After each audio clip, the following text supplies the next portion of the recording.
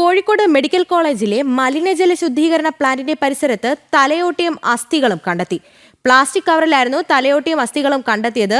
ഇവ മോർച്ചറിയിലേക്ക് മാറ്റി. സംഭവത്തിൽ അന്വേഷണം ആരംഭിച്ചു. വിവരങ്ങളുമായി ഗോകുൽ കെ വേണുഗോപാൽ ചേരുന്നു. ഗോകുൽ, വിവരങ്ങൾ.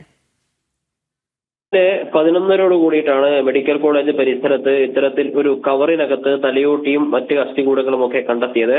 മെഡിക്കൽ കോളേജ് ആശുപത്രിയിലെ ജീവനക്കാർ ശുചീകരണം നടത്തുന്ന സമയത്തായിരുന്നു ഇത് ശ്രദ്ധയിൽപ്പെട്ടത്. പിന്നീട് ആ പ്ലാസ്റ്റിക് കവർ പരിശോധിച്ച സമയത്താണ് തലയോട്ടിയും മറ്റ് അസ്ഥികളുമാണ് എന്ന് മനസ്സിലാക്കിയത്.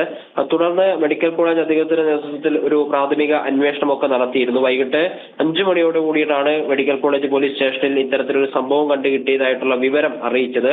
തുടർന്ന് പോലീസും സ്ഥലത്തെത്തുകയും അന്വേഷണം നടത്തുകയും അന്വേഷണം ആരംഭിക്കുകയും ഒക്കെ ചെയ്തിട്ടുണ്ട്. ഇപ്പോൾ അസ്ഥികളും തലയോട്ടി ഉൾപ്പെടെയുള്ള ഭാഗം കോഴിക്കോട് മെഡിക്കൽ കോളേജിന്റെ മോർച്ചറിയിലേക്ക് മാറ്റിയിട്ടാണുള്ളത്.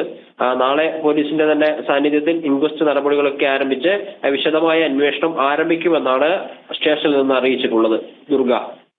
ശരി, കോഴിക്കോട് മെഡിക്കൽ കോളേജിലെ മലിനജല ശുദ്ധീകരണ പ്ലാന്റിന്റെ പരിസരത്താണ് തലയോട്ടിയും അസ്ഥികളും കണ്ടെത്തിയത്. പ്ലാസ്റ്റിക് കവറിലായിരുന്നു തലയോട്ടിയും അസ്ഥികളും കണ്ടെത്തിയത്. ഇവ മോർച്ചറിയിലേക്ക് മാറ്റി. സംഭവത്തിൽ അന്വേഷണം ആരംഭിച്ചെന്നാണ് പോലീസിൽ നിന്നും ലഭിക്കുന്ന വിവരം.